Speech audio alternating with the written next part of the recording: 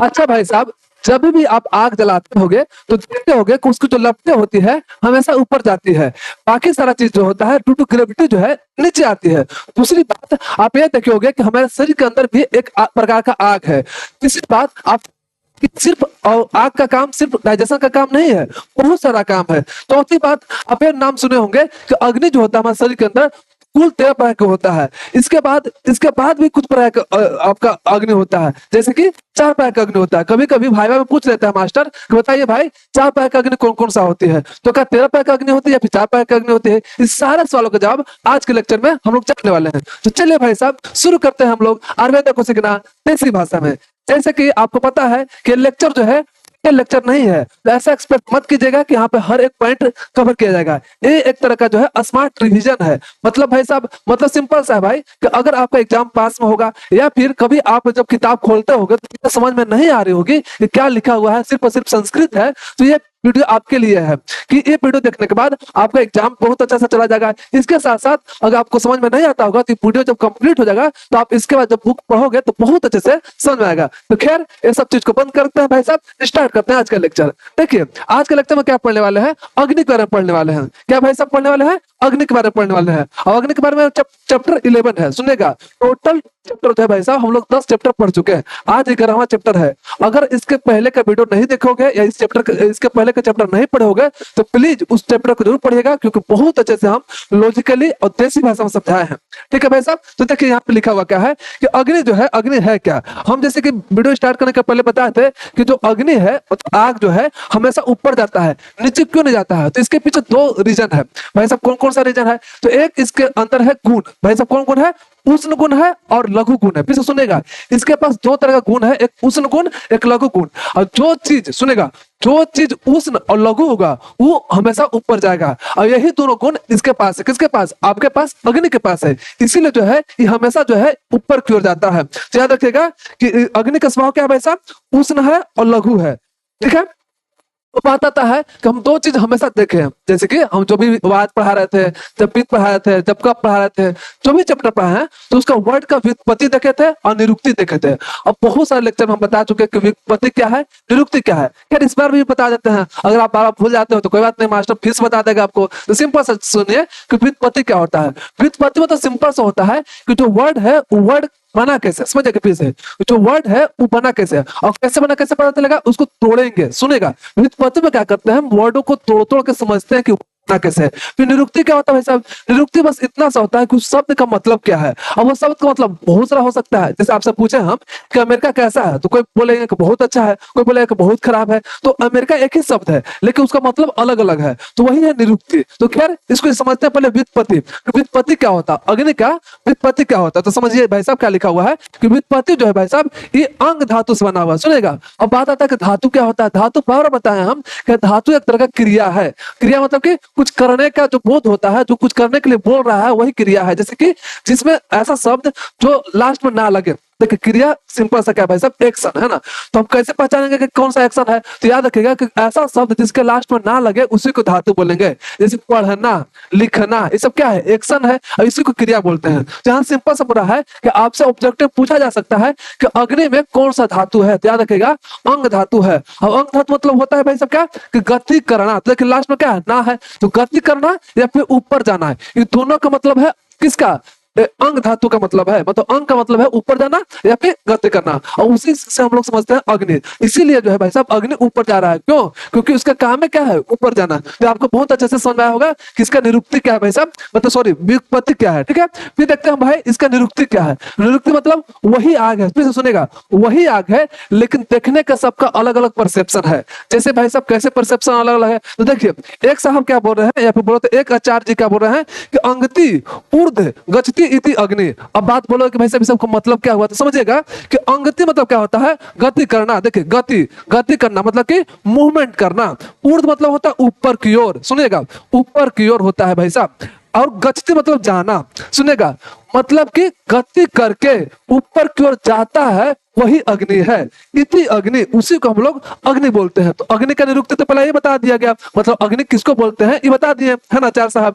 ठीक है, दूसरे देखिए समझिएगा कि ये दूसरा क्या बोल रहा है निरुक्ति में कि अंगति व्याप्तनोति इति अग्नि, मतलब है सब अंगति मतलब कि गति करता है ना, अंगति मतलब कि गति करता है, व्यापनोति मतलब व्याप्त है, व्याप्त मतलब कि प्रेजेंट है ना, प्रेजेंट है मतलब प्रेजेंट कहाँ प्रेजेंट है, पूरे शरीर में प्रेजेंट है, उसी को अग्नि बोलते हैं। सुनेगा, पूरे शरीर में प्रेजेंट है, उसी को अग्नि बोलते हैं। अब आप बोलोगे साहब कि आप कैसे बता रहे हो कि पूरा शरीर में प्रेजेंट है, तो समझिए आपका सेल हुआ, ठीक है, आपका टिश्यू हुआ, तो सेल पे एटीपी का फॉर्मेशन होता है कि नहीं, अब एटीपी का फॉर्मेशन होना चाहे मेटाबॉलिज्म होना, आपको पता ही है कि सारा सेल में मेटाबॉलिज्म हो रहा है ना, एनाबॉलिज्म कैटाबॉलिज्म हो रहा है, और सारा एनाबॉलिज्म कैटाबॉलिज्म किसके अति से हो रहा है, एक तरह का एनर्जी के वजह से हो रहा है। एनर्जी क्या है, अग्नि ही तो है, अग्नि एक तरह का फॉर्म ऑफ एनर्जी ही है, इसलिए बोल रहा है यहाँ पे, क्या बोल रहा है भाई साहब, अंगति व्याप्तनोति इति अग्नि, मतलब कि पूरे शरीर में जो फैला हुआ है, एक एक कोशिका में फैला हुआ है, एक एक परमाणु में जो फैला हुआ है, वही है अग्नि। देखिए यहाँ लिखा हुआ है, जो शरीर के हर परमाणु यानी कि सेल में व्याप्त है, उसी को हम लोग अग्नि बोलते हैं। अब तीसरा निरुक्ति सुनेगा साहब, अब घबराइए नहीं, सिंपल सा भाई साहब, सिंपल सा क्या है कि अग्नि को देखने का अलग अलग नजरिया है। कोई लोग क्या बोल रहे हैं कि जो ऊपर की ओर जाता है उसको अग्नि बोलते हैं, कोई लोग क्या बोल रहा है कि जो आपके शरीर पूरे जगह व्याप्त है मतलब प्रेजेंट है, उसको अग्नि बोलते हैं। तीसरा क्या बोल रहे हैं भाई साहब, तीसरा बोल रहे हैं अग्नो स्वनाम प्रसिद्ध तेजो भेद। अब भाई साहब समझिएगा, हम लोग देखे थे कि 5 प्रकार का महाभूत होता है, कौन कौन सा होता है भाई साहब, तो पृथ्वी होता है, नाम तो सुने ही होंगे, पृथ्वी होता है, फिर आपका कुछ होता है भाई साहब जल होता है ना, फिर आपका अग्नि होता है, फिर वायु होता है, और फिर आकाश होता है। तब ध्यान दीजिएगा कि एक प्रकार का जो है ये क्या है, अग्नि क्या है, एक प्रकार का महाभूत है। तो वही बोल रहा है कि अग्नो स्वनाम प्रसिद्ध तेजो भव, तेजो मतलब कि अग्नि ही होता है, मतलब कि अग्नि अपने आप से प्रसिद्ध है जिसका नाम तेज है, और एक तरह का भेद है, भेद मतलब कि पार्ट है किसका, आपका पंच महाभूत का पार्ट है।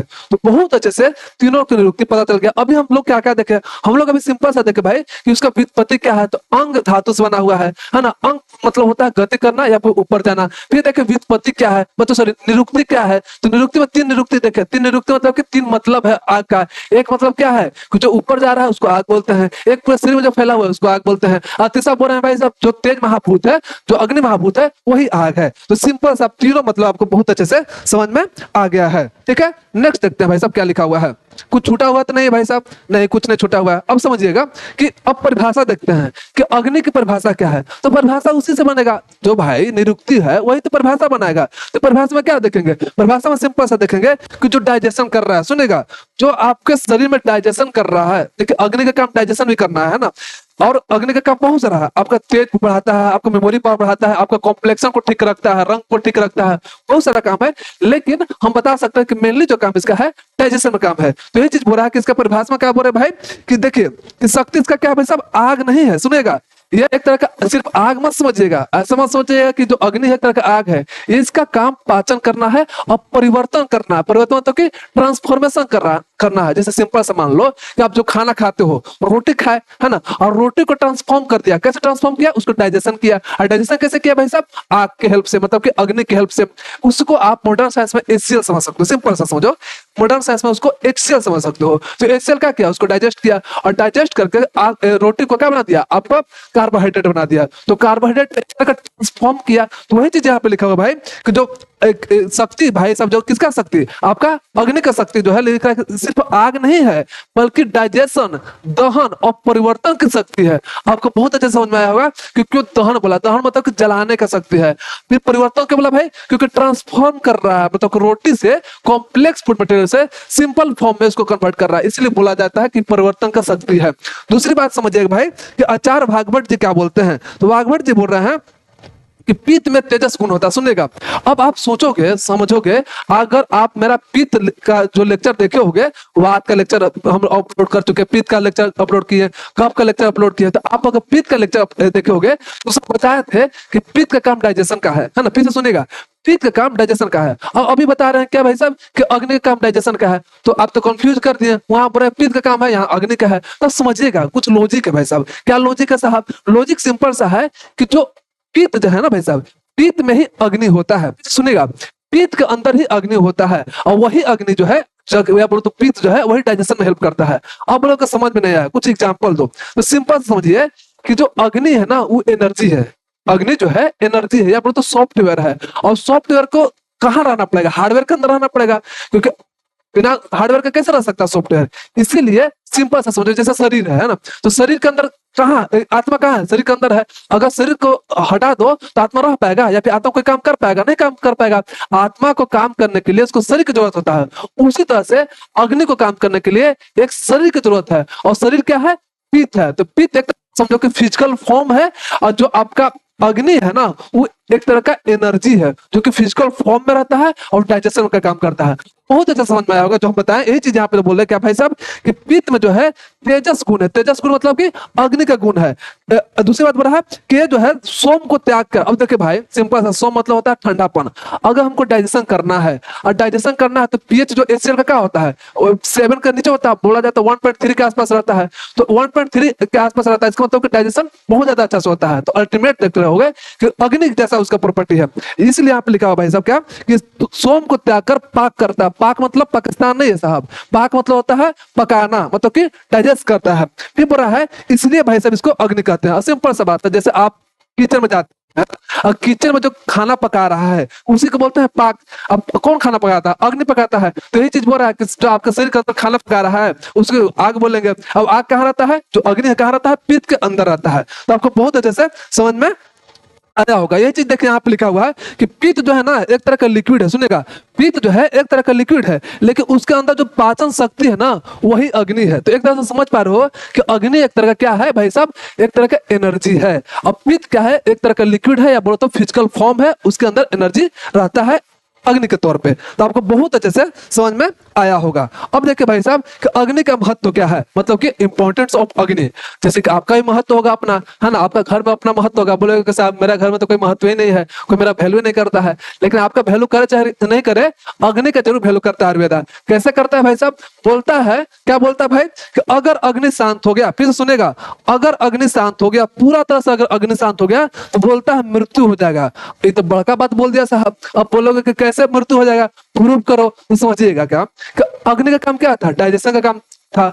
अगर अग्नि खत्म हो गया, अग्नि शांत हो गया, मतलब अग्नि अब काम नहीं कर रहा है, तो जो भी खाना खाओगे, जितना भी अच्छा खाना खा लो, मतलब कि कुछ भी खा लो, लेकिन जब बचेगा ही नहीं तो आपका न्यूट्रिशन नहीं मिलेगा। अब जो न्यूट्रिशन मिलेगा ही नहीं तो आप जिंदा कैसे रह पाओगे। इसलिए बोला है कि अगर अग्नि शांत हो गया तो आपका क्या होगा, मृत्यु हो जाएगा।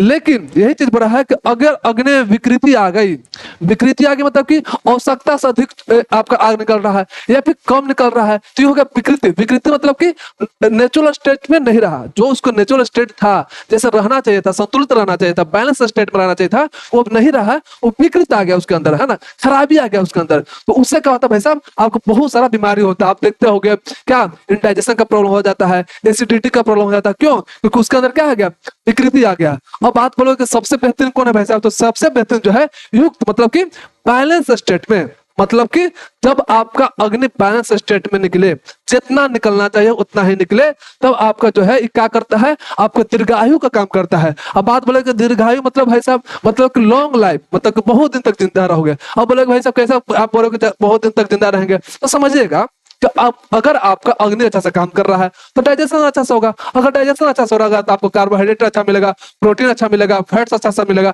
और जब ये सब चीज अच्छा रहेगा साहब तो क्या दिक्कत है आपको जिंदा रहने में, है ना, आराम से जिंदा रहोगे। तो ये चीज बुरा है कि दीर्घायु रहता है और आपका जीवन जो है निरोगी वाला रहता है, मतलब कोई तरह का बीमारी आपको नहीं होता। तो ये चीजें समझ में आया। अब यही चीज को यहाँ पे काची भाई साहब श्लोका के फॉर्म में लिखा गया है, जो बहुत ज्यादा इंपॉर्टेंट है। और श्लोका क्या बोल रहा है तो सुनिएगा, बोल रहा है यहाँ पे कि शांति अग्नोन्मीयते युक्त चिरम जीवते अनामय रोगी से आद विक्रेते मूलम अग्नि तस्मात निरुच्यते। अब बोलेगे कि साहब ये सब क्या क्या बोले, तो वही चीज बोले जो भी समझाए। कैसे साहब, तो समझिएगा, शांति मतलब होता है बुझ जाना, शांति मतलब शांत हो जाना या फिर बुझ जाना। अग्नि मतलब होता है अग्नि, ठीक है भाई साहब। अमीयते मतलब कि मृत्यु हो जाना, सिंपल सा बोला भाई कि अगर अग्नि आपका शांत हो जाता है तो आपका क्या हो जाता है, मृत्यु हो जाता है। यही चीज तो समझाए थे कि जब शांत हो जाएगा तो क्या हो जाएगा, मृत्यु हो जाएगा। इसी के बाद में बोला है कि युक्ते चिरम जीव अनामय, मतलब कि अगर संतुलित रहता है, देखिए यहाँ बता रहा है कंडीशन कि अगर आपका अग्नि संतुलित रहता है तो ये क्या करता है कि दीर्घायु और आपका शरीर को निरोगी करता है। और लास्ट में बोला है कि रोगी से मूलम अग्नि तस्मात् निरुच्यते, मतलब कि अगर यही विकृत अवस्था में रहता है तो ये क्या करता है, आपको बीमारी करता है। तो सिंपल सा जो है श्लोक है, और वो श्लोक को जो आप समझ गए होंगे उसको याद भी कर लीजिएगा, ये नहीं कि बस समझ के आगे बढ़ जाएगा, है ना। इसको याद कीजिएगा ताकि आप एग्जाम में इसको लिख सको, या फिर जब आपसे भाइवा में पूछा जाए तो आप बहुत अच्छे से एक तो बोलो, है ना, बोलने के लिए सीखो। दूसरी बात उसका मतलब भी समझा दो, मास्टर बहुत खुश हो जाएगा आपको, सिंपल सा, है ना। तो खैर मास्टर को खुश करते हैं, आगे बढ़ते हैं साहब। आगे क्या है कि चार चरक का सिद्धांत, मतलब कि जैसे हम बताए थे लेक्चर जब स्टार्ट किया था साहब, तो आपको बोले थे, क्या बोले थे साहब, कि ऐसा मत सोचिएगा कि अग्नि का काम सिर्फ डाइजेशन का है, बहुत सारा काम होता है। इसी चीज को चरक जी बोलते हैं। चरक संहिता में अध्याय 15 श्लोक नंबर 3 और 4 में बोलते हैं, क्या बोलते हैं भाई साहब, कि अग्नि का क्या काम है। अब भाई साहब क्या काम है समझिएगा। तो पहला बोल रहा है आयु, मतलब कि लाइफ स्पान, मतलब कि अगर आपका अग्नि ठीक से काम कर रहा है, अभी देखे भी साहब कि अगर अग्नि आपका सही से काम कर रहा है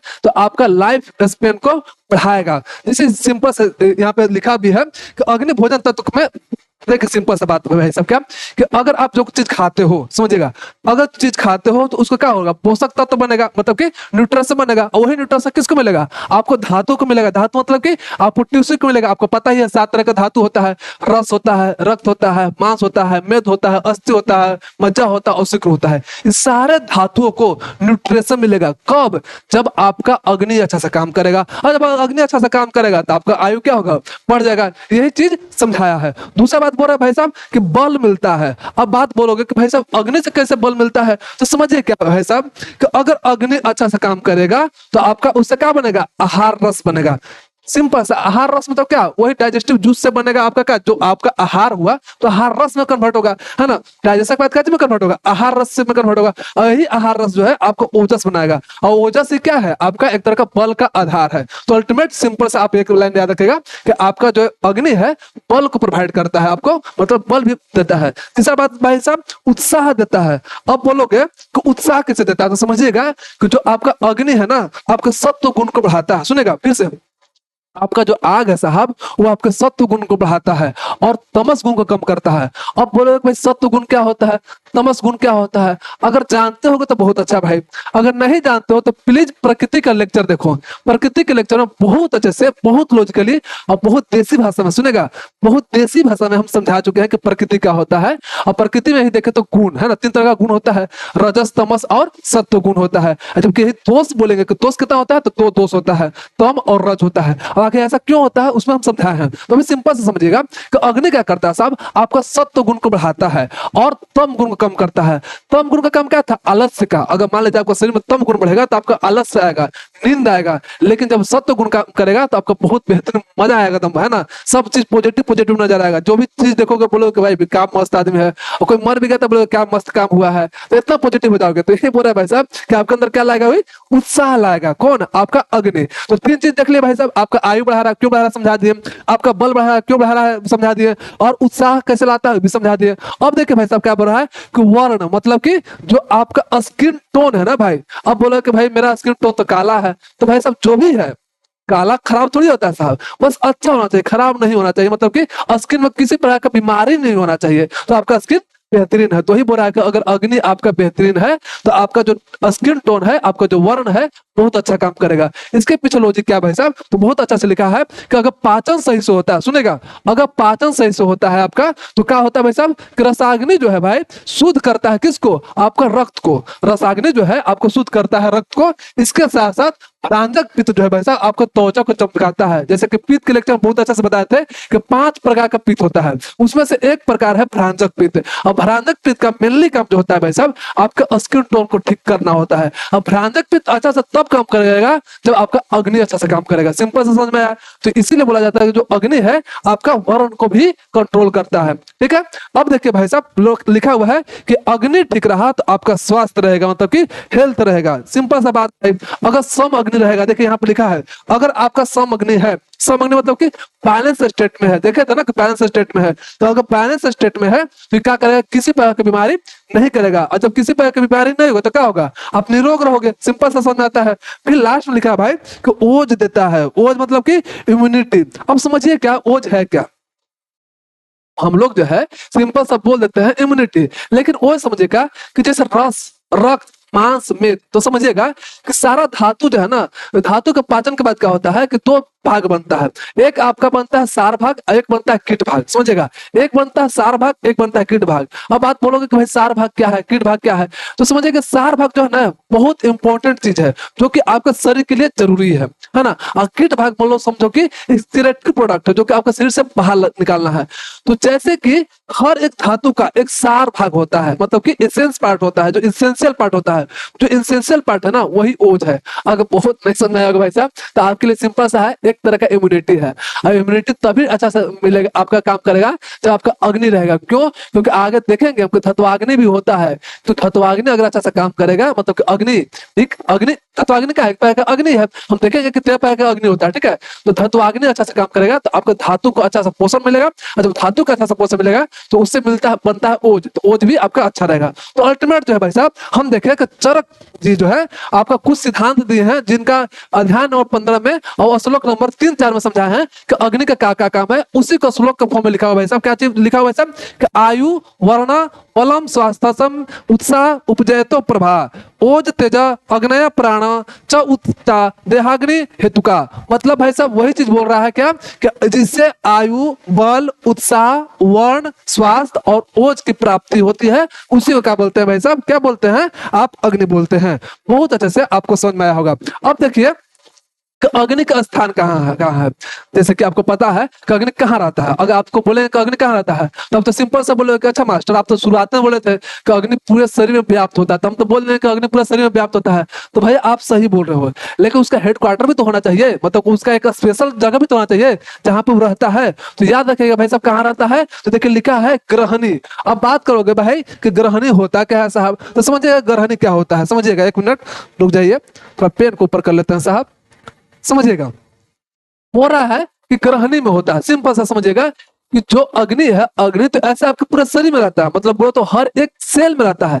लेकिन आपसे एक जगह पूछा जाए कि इसका स्पेसिफिक जगह कौन सा है आपके शरीर में, तो बोलिएगा कि ग्रहणी है। अब बोलोगे कि ग्रहणी होता कहाँ है, अब पहले होने से पहले बताओ कि ग्रहणी होता क्या है। तो समझिएगा, आप सुने होंगे ड्यूडेनम, ड्यूडेनम सुने होंगे ना, ड्यूडेनम, जेजुनम, इलियम, ये तीनों पार्ट किसका है, स्मॉल इंटेस्टाइन का है। तो स्मॉल इंटेस्टाइन का जो फर्स्ट पार्ट है वही ग्रहणी है, उसी को ग्रहणी बोला जाता है। बोलो तो एक तरह से ड्यूडेनम है। और ग्रहणी क्यों नाम पड़ा भाई साहब, क्योंकि ग्रहण करता है। समझेगा, ग्रहणी को बोला गया कि ग्रहण करता है, ग्रहण मतलब कि लेता है। और क्या लेता है भाई साहब, खाना को लेता है। और कब तक लेता है, मतलब कि पकड़ कर रखता है। समझो कि ग्रहण करता है यानी कि पकड़ कर रखता है। कब तक पकड़ कर रखता है, जब तक डाइजेशन अच्छा से ना हो जाए। और वही चीज आप 11th क्लास में पढ़े होंगे, क्या एनसीईआरटी में लिखा था क्या भाई सब, डाइजेशन का लिखा हुआ था क्या कि जो आपका ड्यूडेनम है वहां पे मैक्सिमम डाइजेशन होता है। सुनेगा, आपके बॉडी में अगर मैक्सिमम डाइजेशन कहीं होता है डाइजेस्टिव सिस्टम में, तो आपको ड्यूडेनम में होता है। क्यों, क्योंकि वहां पे एक ग्रहणी है, उसी को ड्यूडेनम को ग्रहणी बोला जाता है। यहाँ पर लग रहा है कि भाई फोकस ठीक नहीं है, रुकिए साहब।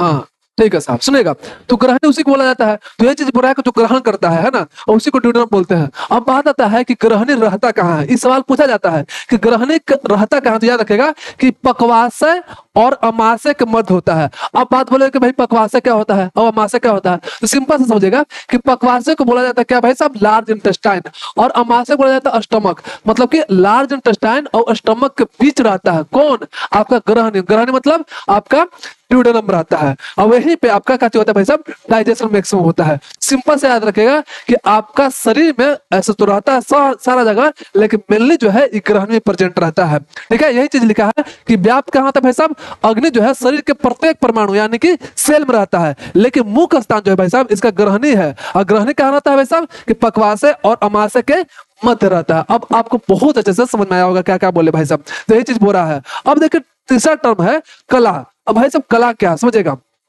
यहाँ पे एक तरह का पित्त धरा कला होता है। अब बोलोगे भाई साहब कला क्या है, तो आप एनाटॉमी जब पढ़ोगे रचना शरीर, तो वहां कला समझोगे कि कला कितना प्रकार का होता है। देखिए 1 2 3 4 5 6 7 टोटल 7 प्रकार का कला होता है। तो आप बोलोगे कि मास्टर छोड़ो, पहले 7 प्रकार का मास्टर छोड़ो कि क्या क्या होता है, पहले बताओ कि कला क्या होता है। तो कला सिंपल सा समझो क्या भाई साहब, कि कला एक तरह का मेम्ब्रेन है या बोलो तो झिल्ली है, जो कि आपके ड्यूडेनम के पूरे में फैला हुआ रहता है और ड्यूडेनम के एक तरह का बोलो तो प्रोटेक्ट करता है या बोलो तो एक तरह का डाइजेशन में हेल्प करता है। समझो सिंपल सा है, एक तरह का झिल्ली है ना, एक तरह का पर्दा है, उसी को बोला जाता है कला, है ना। और वो कला कौन सा है भाई साहब, पित्तधरा कला है। सुनेगा, पित्तधरा कला है। और कौन सा नंबर है आपका, 6वां नंबर है। तो आपसे सवाल ये पूछा जा सकता है कि पित्तधरा कला जो है कौन सा नंबर पाता है, तो 6वां नंबर पाता है। तो बोले कि पहले नंबर पर कौन आता है, तो याद रखेगा कि पहले नंबर पर आता है मांसधरा कला, रक्तधरा कला, मेदधरा कला, श्लेष्मधरा कला, पुरुषधरा कला, पित्तधरा कला और शुक्रधरा कला। ये जो भी कला है भाई साहब इसी अरेंजमेंट में याद रखेगा, क्योंकि पूछा जाता है आपसे सिंपल सा पूछ जाएगा कि तीसरा धरा कौन, मतलब तीसरा कला कौन है, तो याद रखेगा मेदधरा कला है ना। और छठा धरा कौन, सॉरी छठा कला कौन सा भाई साहब, कि आपका पित्तधरा कला है। एक तरह का सिंपल सा भाई साहब पित्तधरा कला क्या भाई साहब, आपका म्यूकस मेम्ब्रेन है। अब आप बोलोगे अच्छा अभी समझ में आया भाई साहब, आप म्यूकस मेम्ब्रेन के बारे में बता रहे थे कि हाँ एक तरह का म्यूकस मेम्ब्रेन ही है, एक तरह का मेम्ब्रेन, मतलब कि डाइजेस्टिव सिस्टम में कौन सा मेम्ब्रेन होता है, म्यूकस मेम्ब्रेन होता है। तो पित्तधरा कला को हम लोग समझ सकते हैं, जो आपके इंटेस्टाइन में म्यूकस होता है मेम्ब्रेन, वही आपका पित्तधरा कला होता है। और इसका काम क्या है भाई साहब, मतलब कि आपका जो आपका ग्रहणी है, इसका काम क्या है, तो देखिए यहाँ रख अन्न जो है शोषण और पाचन करती है। आपको पता है सिंपल सा कि ड्यूडेनम में क्या होता है, ऑब्जॉर्प्शन भी होता है और आपका डाइजेशन भी होता है, और मैक्सिमम डाइजेशन आपका ड्यूडेनम में ही होता है। तो आप इस तरह से पूरा अच्छे से चीजों को समझ चुके हैं कि क्या है भाई साहब कला क्या है। अच्छा एक और चीज है भाई साहब, क्या है कि देखिए एग्जाम में बार पूछा जाता है कि आपका अग्नि के पर्याय, सुनेगा अग्नि के पर्याय बार पूछा जाता है कि अग्नि के पर्यायवाची बताइए। अब पर्यायवाची शब्द क्या होता है कि एक ही चीज का अलग अलग नाम, जैसे कि आपका घर का नाम अलग होगा, आपका स्कूल का नाम अलग होगा, आपका दोस्तों का नाम अलग प्रसिद्ध होगा नाम। तो वही चीज बोल रहा है कि अग्नि के क्या क्या बोलते हैं। तो 3-4 अग्नि के नाम याद रखेगा, मतलब कि पर्यायवाची शब्द याद रखेगा, काम हो जाएगा। जैसे देखिए बोल रहा है पावक बोला जाता है, दहन बोला जाता है, अनल बोला जाता है, जाठर बोला जाता है, वायु शाखा बोला जाता है। अब देखिए वायु शाखा मतलब क्या होता है कि वायु का शाखा है, शाखा मतलब कि दोस्त, बोलते हैं ना कि शाखा, क्या शाखा कहाँ जा रहे हो, है ना। श्री कृष्ण को शाखा बोलते हैं, सखियां, हाँ सखिया शाखा क्या है, एक तरह का दोस्त है। तो वायु का शाखा है। अब बात बोले भाई साहब वायु का कैसे शाखा है, तो देखिएगा कि आग जो है ना, सुनेगा फिर से, आग जो है बिना वायु के काम करेगा नहीं। अगर आग पूरा वायु को निकाल लो, सिंपल सा ऑक्सीजन को निकाल कर बाहर फेंक दो, अब वैक्यूम में आप क्या करो, आप सिंपल सा कि आप आग जलाने की कोशिश करो, आग नहीं जलेगा। आग तभी जलेगा जब आपके आसपास क्या होगा, वायु है। इसीलिए बोला गया है कि ये जो है भाई साहब अग्नि का क्या है, शाखा एक तरह का है। अब इस तरह से भाई साहब आज के लेक्चर यहीं पर रहने देते हैं। इसी तरह से पढ़ते रहिए, मुस्कुराते रहिए, नेक्स्ट लेक्चर में इसके आगे, तब तक के लिए धन्यवाद।